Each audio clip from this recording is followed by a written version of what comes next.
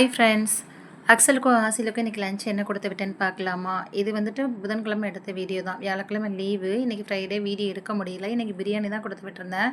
சரி வீடியோ இல்லை, இதை போட்டு விட்டுறலான்னு சொல்லிட்டு போட்டு விடுறேன். ஒயிட் ரைஸ் பண்ணிவிட்டு கூடவே குழம்பு வந்துட்டு சாம்பார் வச்சுருந்தேன். சாம்பார் வந்து நைட்டே வச்சு தோசை ஊற்றினேன். அதனால் காலையில் வந்துட்டு கீரை பண்ணி அப்புறம் பொரியலுக்கு வந்துட்டு கேரட் பண்ணிவிட்டு சோறு மட்டும் ஆக்கிக்கிட்டேன்.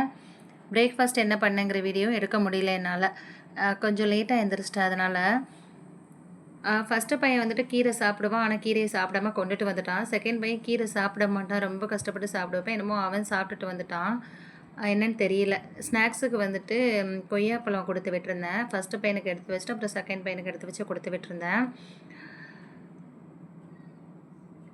இப்போ காய்கறி கொஞ்சம் சாப்பிட ஆரம்பிச்சிட்டாங்க. அதனால் பிரச்சனை இல்லை. நேற்று மதியம் லீவில் இருந்ததுனால ரசமலாய் செஞ்சு கொடுங்கம்மான்னு கேட்டுகிட்டே இருந்தாங்க. என்னால் வேலையினால செஞ்சு கொடுக்க முடியல. நாளைக்கு செஞ்சு வைக்கிறேன்னா ஸ்கூல் போயிட்டு வாங்கடான்னு சொன்னேன். வந்ததுமே ரசமலாய் செஞ்சியம்மான்னு கேட்டாங்க. அதனால் வந்ததுமே கேட்பாங்கன்னு சொல்லிட்டு நான் ஃப்ரிட்ஜில் வச்சுட்டேன் செஞ்சு. நல்லா இருக்குன்னு சொன்னாங்க.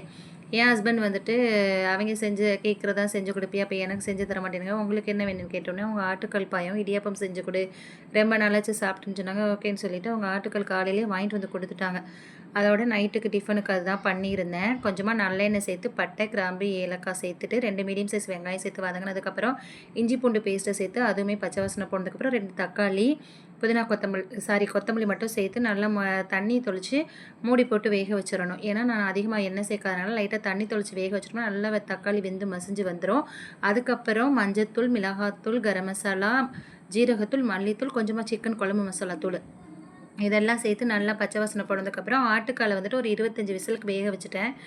அதுக்கப்புறம் வந்துட்டு அதை ஆட்டுக்காலை மட்டும் சேர்த்துட்டு அதுக்கப்புறம் வந்துட்டு அந்த தண்ணியை ஊற்றி கொதிக்க வச்சதுக்கப்புறம் ஒரு 2 கொதி கொதிச்சதுக்கப்புறம் தேங்காய், பட்டை, ஒரே ஒரு பட்டை, அப்புறம் வந்துட்டு 10 முந்திரி இதெல்லாம் அரைச்சி ஊற்றணும். நான் வந்துட்டு ஷார்ட்ஸ் வீடியோவில் கொடுத்துருக்கேன். ரொம்ப சூப்பராக இருக்கும் இந்த ஆட்டுக்கால் பாயா. கண்டிப்பாக நீங்கள் ட்ரை பண்ணி பாருங்கள். இடியாப்பத்துக்கு மட்டும் இல்லை, சப்பாத்தி, பூரி, ரைஸ் எல்லாத்துக்குமே நல்லாயிருக்கும். தேங்க்ஸ் ஃபார் வாட்சிங்.